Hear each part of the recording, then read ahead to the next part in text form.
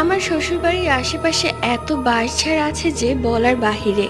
দু কদম হাঁটলেই বাঁশঝাড়। আর লোকমুখেও শোনা যেত অনেক কথা। বেশিরভাগ আমার গ্রামের মানুষজনরা বলতো, তোর শ্বশুরবাড়ি তো একটা ভুতুড়ে গ্রাম। আমার স্বামীরা দুই ভাই বোন। আমার স্বামী বড় এবং তার ছোট বোন মানে আমার ননদিনী। গ্রাম মানে তো সন্ধ্যা হলেই রাত। রাত 7টার দিকে কাউকে বাহিরে পাওয়া যাবে না। সবাই কাঁথা মুড়ি দিয়ে নাক ডেকে ঘুমিয়ে থাকে। রাত 10টা বাজে, আমিও ঘুমিয়েছিলাম। হঠাৎ করেই আমার ঘরের জানালা দিয়ে আমার ননদিনী আমাকে ডাকছে। কিন্তু ও যখন ডাকার হয় আমার ঘরে চলে আসে। হয়তো গেট লাগানো তাই জানালা দিয়ে ডাকছে। আমি উঠে ওকে দেখে অবাক হলাম। ও আমাকে বলল, ভাবি, নদীর পাড়ে যে কাপড়গুলো শুকাতে দিয়েছিলাম তুমি আনতে ভুলেই গেছো। চলো তুমি আর আমি তা নিয়ে আসি। এমনিতেও আকাশের অবস্থা বেশ ভালো না।